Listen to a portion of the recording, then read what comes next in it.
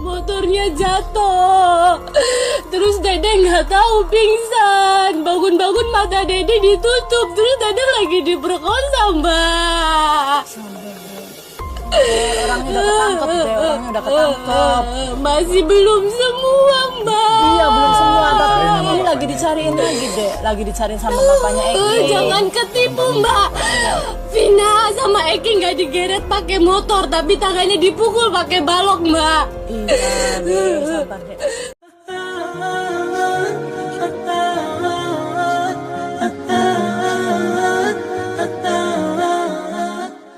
Kejadian ini pernah ada di masa Nabi Musa alaihissalam. Ketika ada pembunuhan, kemudian mereka saling menuduh siapa yang membunuh orang ini. Lalu mereka bertanya kepada Nabi Musa, bagaimana solusinya dan siapa pembunuh orang ini. Akhirnya Musa mendapatkan wahyu dari Allah, innallaha ya'murukum an tadbahu baqarah.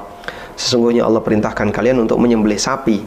Nah, mereka menyangka Musa ini guyon. Qalu atattakhiduna huzwa. Maka mereka mengatakan, wahai Musa, apakah kau mau guyon dengan kami? Ditanya serius kok, kenapa jawabnya kayak gitu? Mau meremehkan kami, bersenda gurau dengan kami. Kemudian Musa mengatakan, qala inni a'udzubillahi an akuna minal jahilin. Aku berlindung kepada Allah, jangan sampai jadi bagian dari orang bodoh.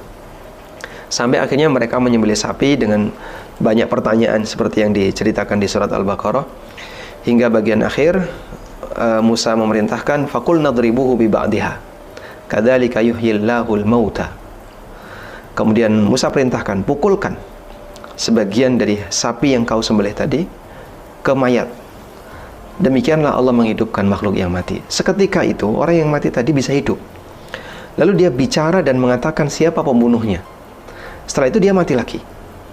Dan kejadian ini terjadi di masa Nabi Musa, dan perlu kita garis bawahi, ini mukjizat yang tidak bisa ditiru.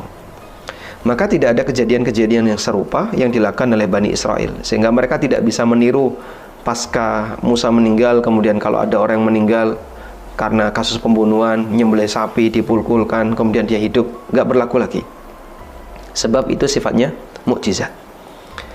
Kemudian bagaimana dengan roh yang hadir? Jawabannya mustahil. Sebab orang yang sudah meninggal, dia berada di alam barzah. Dan ketika dia sudah berada di alam barzah, maka dia tidak akan kembali lagi ke dunia.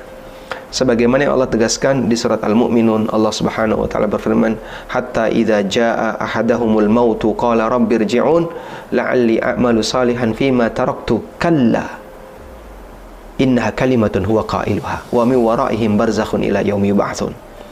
Sampai ketika datang kepada mereka kematian, mereka mengatakan, qala rabbirji'un, ya Allah, kembalikanlah aku ke muka bumi, kembalikan aku ke dunia. La'alli a'malu salihan, tujuan dia adalah agar aku bisa beramal soleh. Dan andaikan para arwah korban pembunuhan itu bisa balik, tentu mereka akan balik untuk balas dendam, untuk kemudian menunjukkan pembunuh saya adalah si A, pembunuh saya adalah si B, kemudian dia merasuki siapapun yang ada di sekitarnya. Ada banyak sekali pembunuhan yang pelakunya tidak pernah ketangkap. Sampai pada kasus Sambo misalnya, siapa pembunuh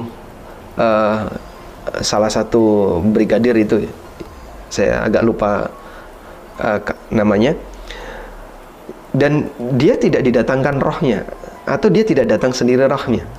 Andai kan itu bisa, nggak perlu pengadilan sepanjang sekian bulan, bahkan sampai makan waktu tahunan untuk hanya memastikan siapa pembunuhnya.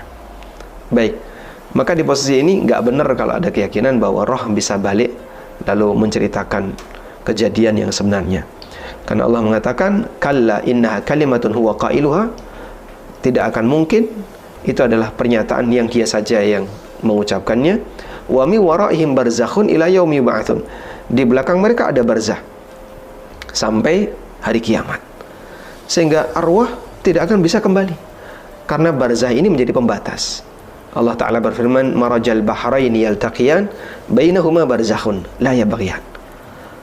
Allah mempertemukan dua lautan, di antara keduanya ada barzah la yabghiyan, sehingga antara air A dengan air B tidak saling bersilang. Demikianlah posisi barzah. Karena itu gak ada ceritanya arwah bisa balik kemudian merasuki ke jasad orang yang masih hidup, kemudian dia bicara tentang siapa pembunuhnya. Kemungkinan yang paling besar adalah jika betul orang ini kerasukan, itu jin. Jin masuk ke dalam jasadnya, sebagaimana kasus kerasukan pada umumnya. Lalu jin ini berbicara, dan dia menceritakan kejadian 8 tahun yang lalu. Loh, kok bisa, Pak? Dari mana jin ini tahu? Jin bisa melihat kejadian di dunia nyata seperti yang kita alami. Jin bisa melihat saya, bisa melihat Anda, bisa melihat siapapun. Sehingga posisi jin dalam hal ini melihat kejadian nyata. Kita nggak bisa melihat mereka. Sebagaimana yang Allah tegaskan dalam Al-Quran, innahu yarakum huwa wa qabiluhu min haitsu la tarawnahum. Sesungguhnya dia, yaitu iblis, wa qabiluhu, dan kabilahnya yaitu jin, yarakum, bisa melihat kalian, min haitsu la tarawnahum, dari sisi kalian tidak bisa melihat mereka. Maka mungkin pada waktu kejadian pembunuhan itu jin ini melihat, yang kita nggak tahu ya, dia berada di sisi mana, kemudian setelah itu dia ngilang kemana, kita nggak tahu. Kemudian setelah 8 tahun dia berkeinginan untuk merasuki ke jasad orang lain, terus ngomong tentang itu, cerita tentang itu, mungkin saja. Nah, masalah apakah dia punya kapabilitas untuk bisa diterima, nah itu kembali kepada kebijakan pengadilan ya. Sehingga kalau ini ngomong apakah bisa diterima, karena bisa saja kemudian jin ketika bicara dan dibenarkan orang. Cuman kalau dari sisi siapa pelaku ini yang berbicara tadi ya, kita menyatakan ini jin, tidak mungkin roh jika benar orang ini kesurupan. Tapi kalau misalnya enggak kok Pak, orang ini nggak kesurupan, berarti dia sendiri yang bicara. Cuman bisa jadi dia bergaya seperti kesurupan dan seterusnya, kita nggak tahu. Yang jelas bukan roh, karena roh tidak mungkin balik lagi ke alam dunia. Jin bicara karena kita nggak lihat ya. Bisa jadi dia benar, bisa jadi dia salah. Tapi Nabi SAW pernah ditanya oleh Abu Hurairah radhiyallahu anhu. Hadisnya riwayat Bukhari. Abu Hurairah pernah diperintahkan untuk menjaga makanan zakat. Kemudian ada pencuri yang dia ngambil selama 3 malam. Malam yang pertama ketangkap, kemudian dia memelas, kasihanilah aku, dan seterusnya. Akhirnya dilepas oleh Abu Hurairah, dilaporkan oleh Nabi kepada Nabi SAW, dan Nabi SAW mengatakan dia akan kembali. Malam yang kedua, betul dia kembali, ditangkap lagi oleh Abu Hurairah. Kemudian pagi harinya diceritakan kepada Nabi SAW, dan dia dilepas ya, karena dia memelas. Kemudian diceritakan kepada Nabi SAW, dan beliau mengatakan dia akan kembali. Betul, malam yang ketiga. Nah, malam yang ketiga ini Abu Hurairah nggak bakalan ngasih ampun. Akan aku bawa kau ke hadapan Nabi SAW. Ketakutan makhluk itu. Akhirnya dia menyampaikan kepada Abu Hurairah, akan aku ajarkan kepadamu sesuatu dengan syarat kau lepaskan aku. Lalu diajarkan ayat kursi untuk dibaca sebelum tidur. Maka kau akan selalu dijaga oleh Allah Ta'ala sampai subuh. Kemudian hal ini diceritakan kepada Rasulullah SAW. Lalu beliau mengatakan, sadaqa wa huwa kadzub. Kali ini dia benar, meskipun dia pembohong. Sehingga karakter jin yang disebutkan dalam hadis ini berkaitan dengan masalah yang gak jelas kayak gini, disebut oleh Nabi SAW sebagai karakter pembohong.